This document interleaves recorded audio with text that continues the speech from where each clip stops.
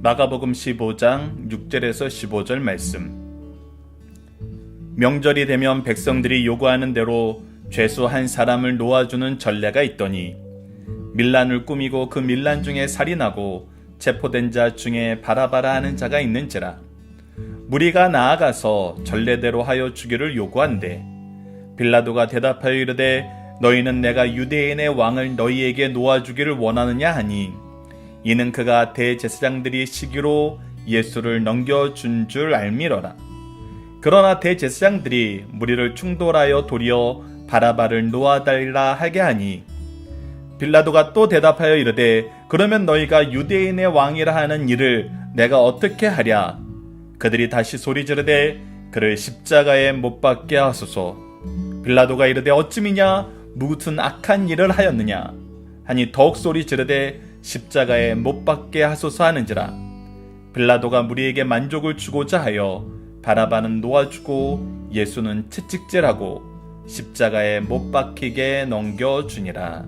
아멘. 안녕하세요. 승리한산 가족 여러분, 그리고 강성성경연구원 여러분. 오늘은 마가복음 15장 6절에서 15절 말씀입니다. 빌라도의 불의한 법정에 서신 예수님이란 제목으로 함께 나누는 시간을 갖도록 하겠습니다. 오늘 말씀은 어제 말씀에 이어서 두 번째 부분입니다. 자, 6절 말씀을 봅시다. 명절이 되면 백성들이 요구하는 대로 죄수 한 사람을 놓아주는 전례가 있더니 라고 얘기하면서 어제 말씀에 이어서 어떤 장면이 우리에게 소개되고 있냐면 빌라도가 예수님에 대해서 신문을 했는데 무엇을 찾지 못했어요? 죄를 찾지 못했어요. 그리고 오히려 무엇을 알게 됐습니까? 바로 10절입니다. 10절 말씀을 보면 예수님이 왜 이렇게 잡혀왔냐면 대제사장들이 시기로 예수를 넘겨준 줄 알미라. 즉, 이 대제사장들의 완악함, 그리고 악함, 그리고 악한 의도, 그 계획을 다 이미 알고 있었던 것입니다. 그래서 예수를 죽이고 싶어 해서 지금 자기를 이용함을 알고 있어요. 자, 그리고 내가 신문했더니 죄가 발견되지 않았다라는 거예요.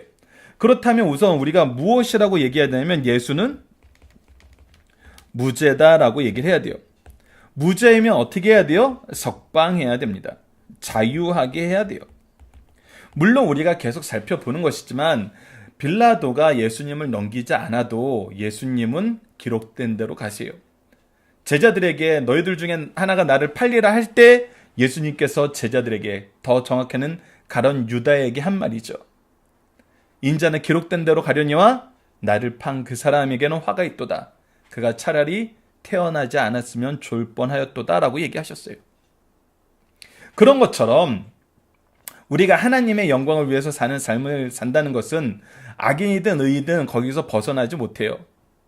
그러나 우리가 그것을 즐거워하는 삶을 살고 그의 은혜와 그의 뜻을 기뻐하는지, 아니면은 우리의 임의대로 행하다가, 우리 소견에 좋은 대로 행하다가 오히려 하나님의 징계의 대상이 되는지는 우리가 선택하게 된다는 것입니다.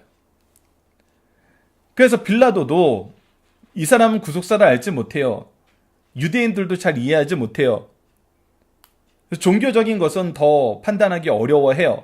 하지만 그가 가지고 있는 선한 양심으로 무엇을 행해야 되냐면 자신이 알고 있는 악에 대해서는 철저하게 배제시켰어야 됩니다. 그가 지금 알고 있는 악이 무엇이냐면 대제사장들이 시기로 예수님을 넘겨줬다는 거예요. 그가 지금 알고 있는 의는 무엇이냐면 예수에겐 죄가 없다는 거예요. 자, 명확합니다.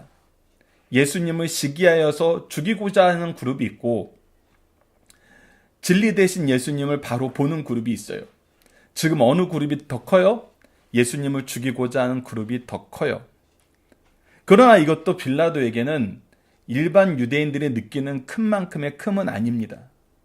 이는 유대 주둔군의 총독이었고 군사권을 가지고 있었고 많은 특권을 가지고 이 땅에 주둔하고 있었어요. 그런데 그는 어느 쪽 길을 가냐는 것입니다. 예수 그리스도가 의인임을 인정하는 길을 가느냐, 아니면 악한 자들의 계획에 동참하는 길을 가느냐 봤을 때 우리는 무엇을 볼 수 있어요? 빌라도는 악한 자들의 계획에 동참함을 보게 됩니다. 그가 무엇이라고 얘기하든 그는 이미 동참하였고 이 일에 대한 책임이 있다는 것입니다. 그것이 어디에서 드러나냐면 6절 말씀에서 드러납니다. 명절이 되어 백성들이 요구하는 대로 죄수 한 사람을 놓아주는 전례가 있더니, 여기서 분명히 전제는 뭐냐면 죄수 중 한 사람을 놓아준다는 거예요. 근데 예수님에겐 죄가 있어요, 없어요? 죄가 없어요. 근데 죄수 중 한 사람을 놓아놓은 전례에 예수님을 올려보낸다는 것은 본인이 예수님을 어떤 사람으로 만든 거예요? 죄인으로 만들어 버린 거예요. 무죄하신 분을 죄인으로 만들어 버린 거예요. 이것을 바로 우리가 무엇이라 그러냐면 정치적인 판단이라 그럽니다. 정무적 판단이라고 할 수도 있죠. 옳진 않지만 지금 현 상황에서는 그 옳지 않음을 뛰어넘는 어떤 유익이 있어서 이 일을 행한다는 것입니다. 그런데 우리가 분명히 봐야 되는 것은 하나님의 말씀을 기준으로, 하나님의 뜻을 기준으로 살 때는 정치적 판단, 정무적 판단은 옳지 않다는 거예요. 왜? 모든 것은 하나님의 주권 안에 있고 하나님이 통치하세요. 하나님이 실효적인 통치를 우리에게 이루신다는 것을 경험하고 믿고 의지하는 사람들은 정치적 판단하지 않습니다. 근데 지금 빌라도는 뭐 했어요? 정치적 판단해서 자기가 예수님이 무죄한 줄 알지만 우선 무엇으로 만들어놔요? 죄수로 만들어놔요. 죄수로 만들어 놓는다는 것입니다. 이것은 악한 일이라는 것입니다. 여러분들 정치적 판단이나 정무적 판단을 한다고 해서 모든 죄가 가려지는 거 아닙니다. 죄는 죄입니다. 그래서 이렇게 얘기하는 거예요. 지금 네가 무죄하지만 내가 너를 그냥 놔줄 수 없다. 너를 고발한 사람들은 유대 유력자들이고 내가 그들의 면을 깎을 수 없다. 그들의 면을 세워줘야 된다. 그렇기 때문에 우선 네가 죄수가 되라. 하지만 내가 너를 놓아줄 방법이 있다. 그것이 무엇이냐면 유월절 특사, 명절에 특사를 내주는 제도가 있는데 내가 이 특사 제도를 이용해서 너를 놔주겠다는 생각을 했던 것이죠. 그래서 예수님의 상대방으로 어떤 사람을 골라요? 밀란 중에 살인하고 체포된 자, 즉 밀란 중에 살인 강도짓을 했던 사람을 얘기하는 것입니다. 그런데 어떤 일이 발생해요?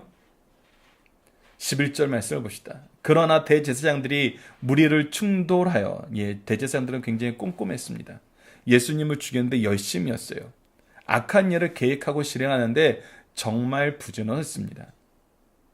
그래서 이들이 무리를 충돌하여 도리어 바라바를 놓아달라고 합니다. 이때 빌라도는 놀라게 되죠.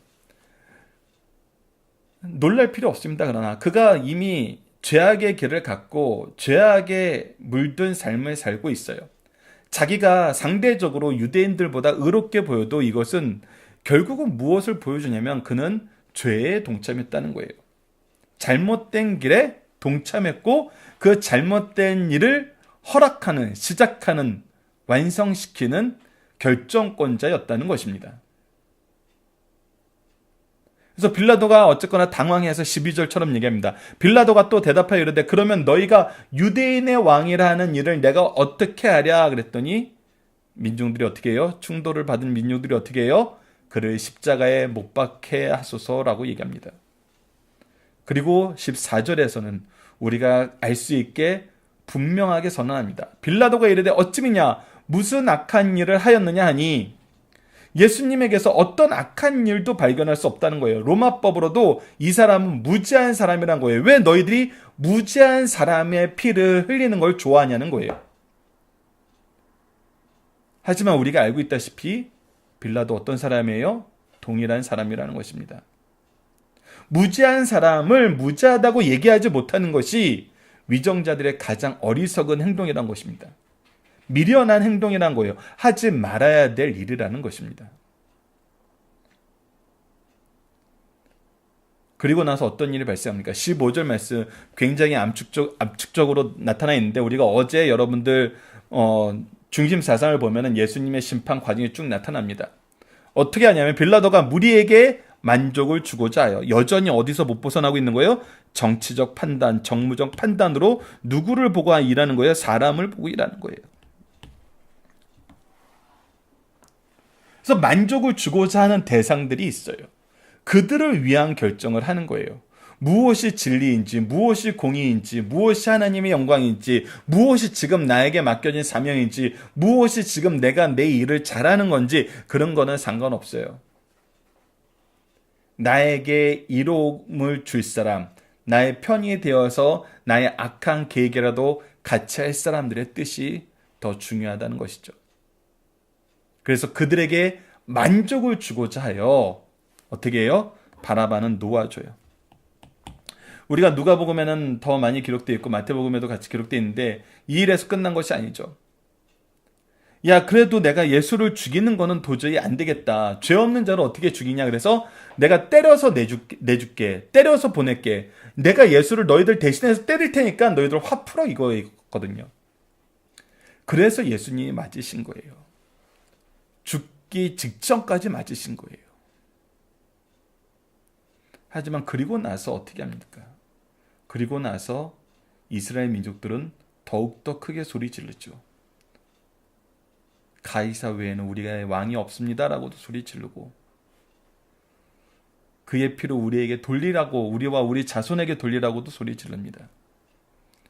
이건 너무나 미련함을 넘어서 극악한 행동입니다.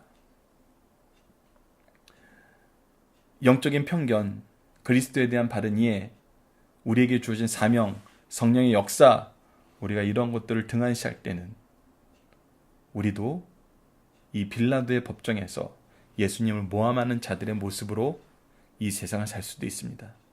항상 깨워서 우리가 준비해야 됩니다. 자, 이제 본문 묵상하기를 보도록 하겠습니다. 자, 빌라도는 어떤 생각으로 특사를 제안했나요? 당연히 예수님을 놓아줄 거라 그랬어요. 그래서 내가 지금 너를 죄인으로 인정하게 만들었지만 곧 놓아줄게. 내가 너 풀어줄 방법이 있어. 이렇게 얘기하는 거예요. 근데 이거 뭐예요, 이게? 의인을 의롭다라 하지 못하고 죄인을 죄인이라고 얘기하지 못하고 잘잘못에 대해서 얘기하지 못하는 총독이에요. 이거는 리더십의 상실입니다. 그리고 비극으로 이어지는 걸 보게 되고, 지금까지 사도신경을 통해서 이 빌라도의 책임론은 계속 제시되고 있는 것입니다.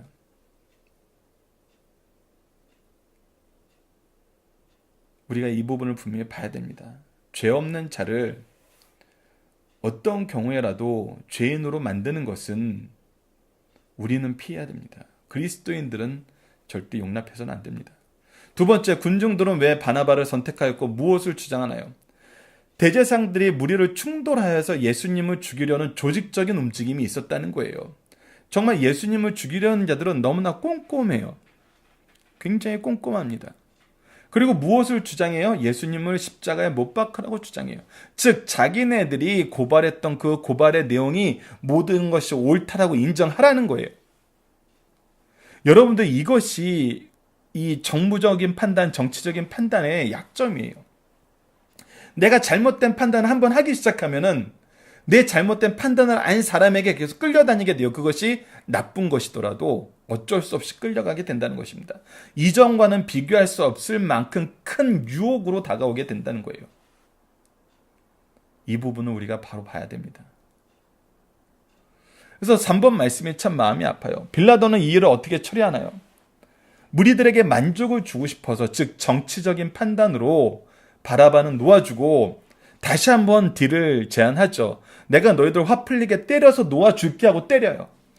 그런데 어떻게 해요? 계속 십자가에 못 박으라고 주장해요. 그래서 엄밀히 말하면 빌라도는 아무 죄도 지지 않을 수 있었어요. 어떻게 하면은 예수님을 있는 그대로 그가 가지고 있는 로마법으로 바르게 평가했더라면, 바르게 재판했더라면. 근데 이런 무지한 예수님을 우선 죄인으로 만들어 놓고 풀어주려고 그래요. 근데 죄인으로 만들어 놓고 풀어주려고 했던 것 자체가 이미 죄고 잘못된 것이에요. 근데 이 죄가 어떻게 됩니까? 이제 예수님을 때리는 것으로 확장돼 버려요. 때려서 놓아주려고 그래요. 근데 실컷 때렸는데, 죽기 직전까지 때렸는데 어떻게 돼요? 결국은 십자가에 못 박히게 넘겨준다는 거예요. 15절은 빌라도가 어떻게 타락해 나가고 있는지 보게 됩니다. 그의 정치적인 평가와 판단이 그를 얼마나 급속도로 빠르게 죄악으로 달려가게 만드는지 우리가 볼 수 있다는 것입니다. 자, 중심사상을 보도록 하겠습니다. 마가복음 15장 6절에서 15절 말씀의 중심사상 첫 번째, 예수님에 대한 빌라도의 신문 결과는 분명 무죄였다. 그러나 그는 어떻게 했다? 정치적인 판단을 하였다. 무죄하신 예수님을 정치적인 판단을 통해서 어떤 사람을 만들었어요? 유죄하신 분으로, 죄인으로 만들어버렸어요. 이것이 어리석음이라는 겁니다. 이것이. 우리는 주위에 이런 일이 있어서는 안 된다는 거예요. 정치적인 판단은 잘못된 거예요. 법에 의한 사법적인 판단이 있어야 된다는 거예요. 진리를 기초로 한 명철한 분석과 그 내용의 본뜻을 우리가 알아야 된다는 거예요. 그렇지 않으면은 우리는 악에 유혹당할 수밖에 없습니다. 두 번째, 선민으로서 가장 어리석은 선택을 한 유대 지도자들과 백성을 보라는 것입니다. 자, 우리가 마태복음 27장 25절을 보면 뭐라고 기록되어 있습니까? 빌라도가 나는 이 사람의 피 흘림에 대해서 무죄하다라고 얘기하면서 유대인의 형식을 띄워서 그릇에 담긴 물에다 손을 씻고 이 문제에 대해서 벗어나려고 그러는데 이스라엘 민족이 뭐라고 대답합니까? 그 피를 우리와 우리 자손에게 돌리소서. 그 피를, 예수 그리스도의 죽으심에 대한 책임을 자기네들에게 돌리라 그런 것입니다. 이거는 너무나 뼈아픈 내용입니다. 그들은 선민으로서의 지위를 잃고 오히려 복음에서도 소외되면서 수천 년간 정말 힘든 삶을 살고 있는 것을 보게 됩니다.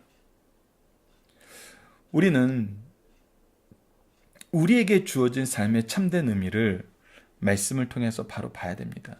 그리고 그것이 우리에게 주시고자 하시는 문제의 핵심이 죄의 문제의 해결이고 이것을 어떻게 해결할 수 있는지를 우리는 분명히 볼 수 있어야 됩니다. 그리고 이 모든 일을 이루시는데 예수님이 어떻게 이 놀라운 은혜를 성취하셨는지를 우리는 볼 수 있어야 됩니다. 그리고 이것을 증언해야 됩니다. 자, 마지막 세 번째입니다. 미련한 자들, 예수님을 죽이기 위해 스스로 하나님을 부인하였다는 거예요. 이것이 바로 자기 교만, 자기 뜻을 이루기에 달려가는 자들이 서슴지 않고 범하는 거예요. 여러분들, 예수님의 재판사를 보면 또 재밌는 사실이 하나 나옵니다. 이것이 마가복음에 나오지 않으니까 다른 성경의 말씀을 인용을 드려서 말씀드리면 무엇이냐면, 예수님을 재판을 할 때 유대 지도자들이 빌라도에게 예수님을 넘겨줘요.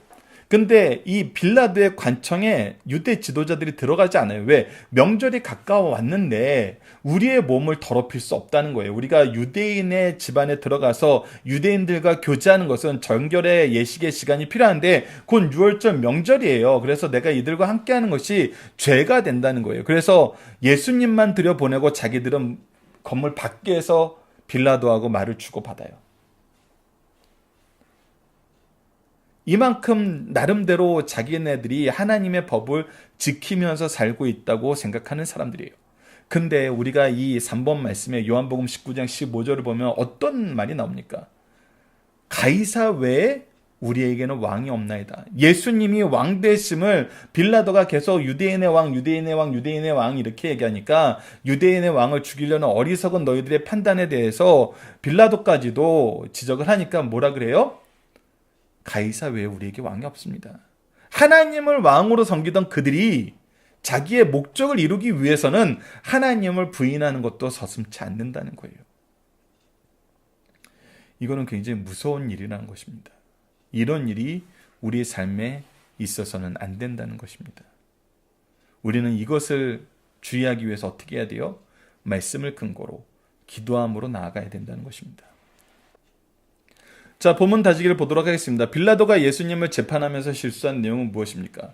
어제 말씀, 오늘 말씀에서도 동일하게 드러나는 건 무엇이냐면 그가 예수님의 무죄하심을 알았더라면 무죄하심의 근거를 그들의 법에서 분명히 제시하고 있기 때문에 그 법을 통해서 예수님의 무죄를 선언했어야 됩니다.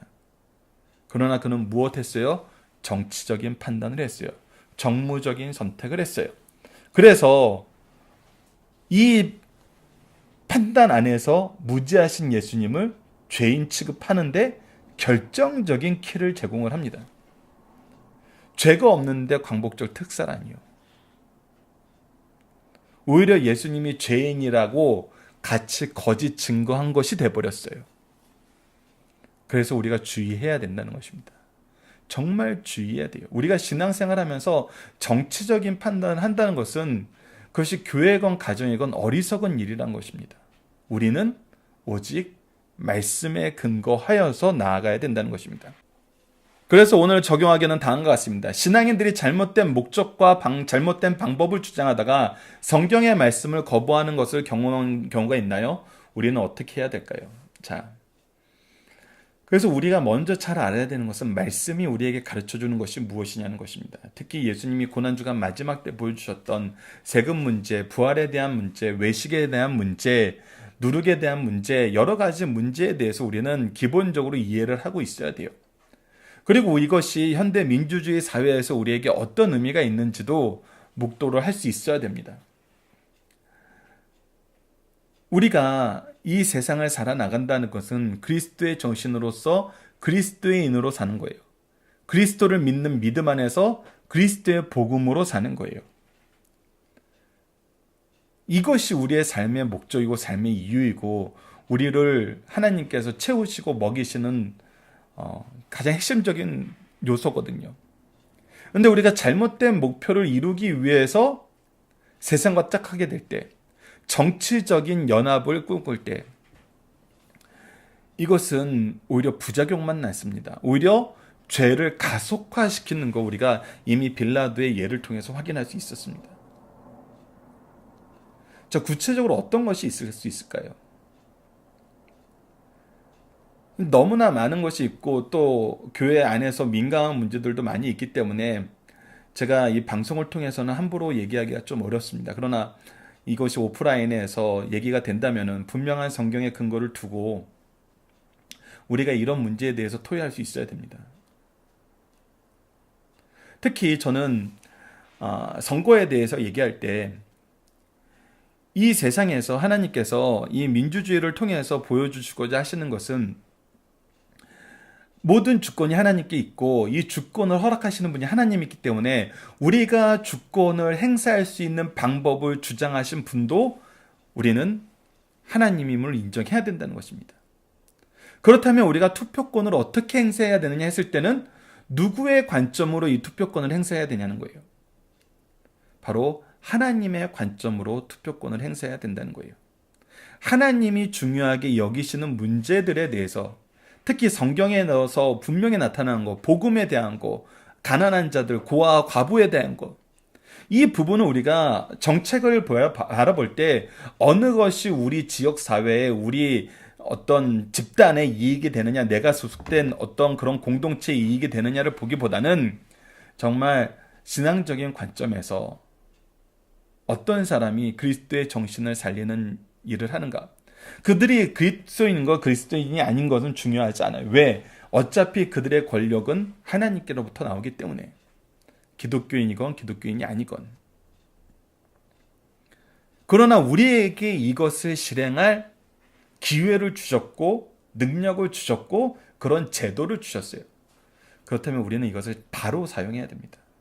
그런데 이것을 우리가 성경에서 가르쳐주는 가치를 가지고 하는 것이 아니라 우리의 개인의 목적, 우리 교회의 어떤 복음적인 부분이 아니라 다른 부분에서의 목적,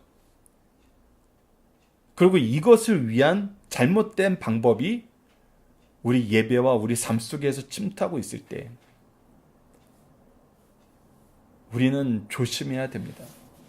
성경에서 분명히 악한 일이라고 얘기했던 것을 서슴지 않고 하는 사람들을 우리가 지지하거나 우리가 그들의 주장을 맹신하는 경우가 있을 수 있어요. 그래서 여러분들, 저는 선거를 그렇게 생각합니다. 우리가 사랑에는 무엇이 필요하다고 얘기하면 수고가 필요하다고 합니다. 선거도 우리가 무엇을 이루는 방법으로 보면 좋을 것 같냐면 하나님의 사랑을 이루는 현대적인 방법으로 보이는 것이 좋을 것 같습니다. 그렇다면 이것을 위한 우리의 수고는 무엇이냐라고 했을 때는 정말 꼼꼼하게 들여다보는 것입니다. 꼼꼼하게 들여다보는 것. 그리고 이 가치를 우리가 계속해서 얘기하는 것. 그리고 이 가치를 우리가 같이 실천하는 것.